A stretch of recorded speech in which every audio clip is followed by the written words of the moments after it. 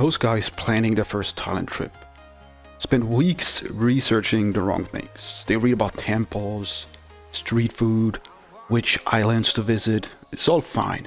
But if you're a single man going to Thailand for the nightlife, the single most important decision you will make, the one that affects your budget, your experience, and how much you actually enjoy the trip, has nothing to do with any of that. It comes down to one question: Gogo bar or Freelancer? Get this wrong and you will blow through your budget in 4 days and spend the rest of the trip doing damage control. Get it right and you will wonder why nobody explained it this clearly before you left home. So let's fix that right now. We are talking about two different worlds. Before you can make an intelligent decision between the two, you need to understand what you're actually choosing between. Because they're not just two different price points. They're completely different experiences with different dynamics, different atmospheres, and different implications depending on what you want out of your nights. So a Gogo bar is a venue with a structure. You walk in, you take a seat, a waitress takes your drink order, and up on the stage or platform in front of you are the girls dancing. Some venues are polished and well run, others are more rough around the edges. The quality of the girls, the music, the lighting, the overall experience and the vibe, all of it varies considerably from one place to the next and from one city to the next. Bangkok's Nana Plaza, for example, and Soi Cowboy operate differently to, for example, Pattaya's Walking Street and Phuket's Bangalore Road. And knowing the differences matters before you show up. The Freelancer world looks nothing like this. There is no stage, there's no performance, there is no structured setup. Because freelancers are girls who work independently, without any bar or venue taking a cut of their earnings. You will find them at specific nightclubs, regular clubs with music, mixed crowds, and an atmosphere that feels less like a transaction and more like a normal night out. And once you've spent a couple of evenings in these spots, the dynamic of the freelancer scene becomes obvious. But walking in blind on your first night and trying to figure it out from scratch is harder than it sounds. Here's where most guys get caught off guard. In a Gogo bar, taking a girl out of the venue is not just a matter of agreeing on her rate and leaving. There's a separate fee paid directly to the bar. This is the bar fine. The bar's compensation for losing a working girl for the night or for however long you want to spend time with her. She cannot earn for the venue while she's out with you, so to cover that gap before she walks out the door. That's what the bar fine is for. The bar fine is usually non-negotiable, and it's paid on top of everything else, on top of your drinks, on top of whatever you and the girl agree on separately.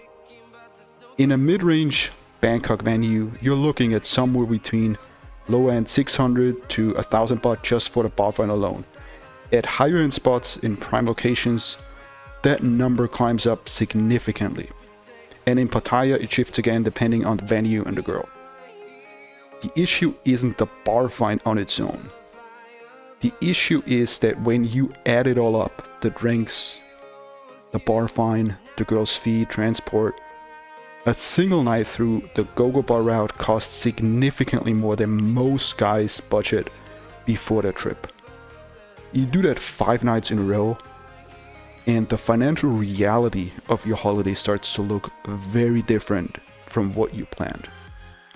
Now, freelancers, of course, have no bar fine. And that is not a minor detail. It's the entire cost argument in one sentence. Whatever you negotiate is exactly what you pay. There's no venue overhead built into that fee, into that number, no third party taking a cut, no fee structure that you didn't see coming. just a direct arrangement between two people with terms agreed upfront. To be fair to the Gogo bar experience, the bar fine and higher cost aren't just money disappearing into thin air. You're paying for something very specific, and it's worth understanding what that is. The main thing you're buying is visibility. In a Gogo bar, the selection is right in front of you. You can see 20 or 30 girls at once. See exactly what they look like. Watch how they carry themselves. Get a read on the room without committing to anything. For a guy who has never been to Thailand and has no idea what to expect or what his options look like in practice, that visibility is genuinely useful. It removes a lot of uncertainty from the first few nights out. You're also paying for a certain kind of atmosphere. You know, Gogo bars have energy, the music, the lighting, the spectacle of the whole setup, the girls dancing and performing a show. It is an experience in itself, separate from whatever else happens that night.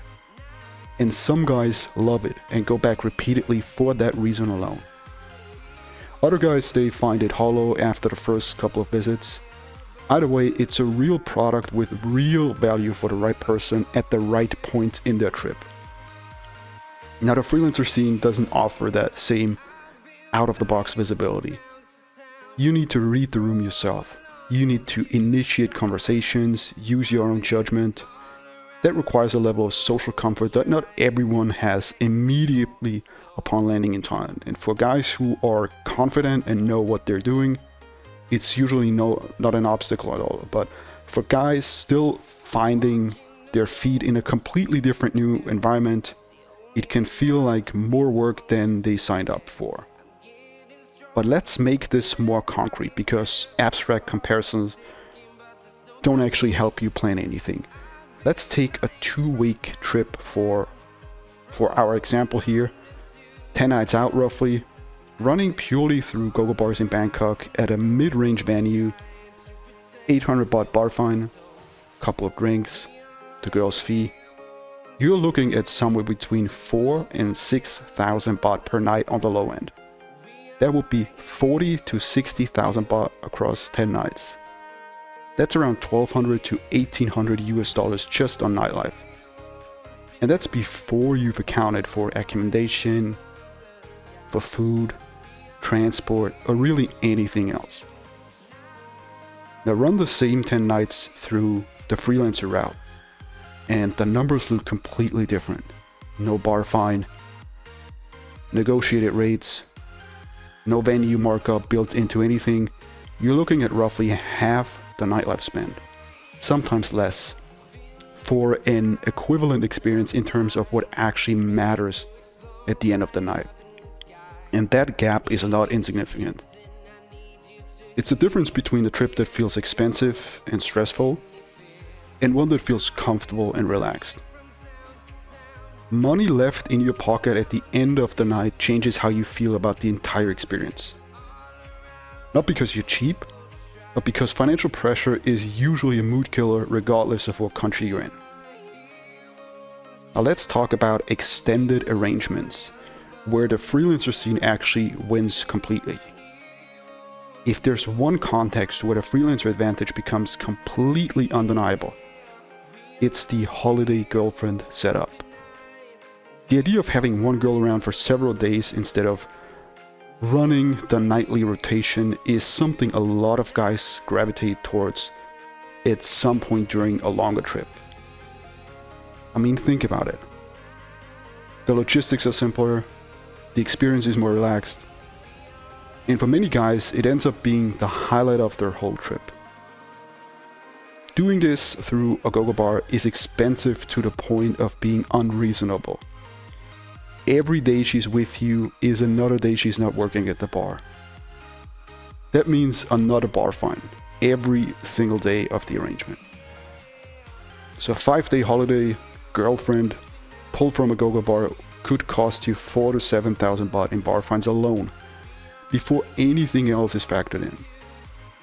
The math stops making sense very quickly.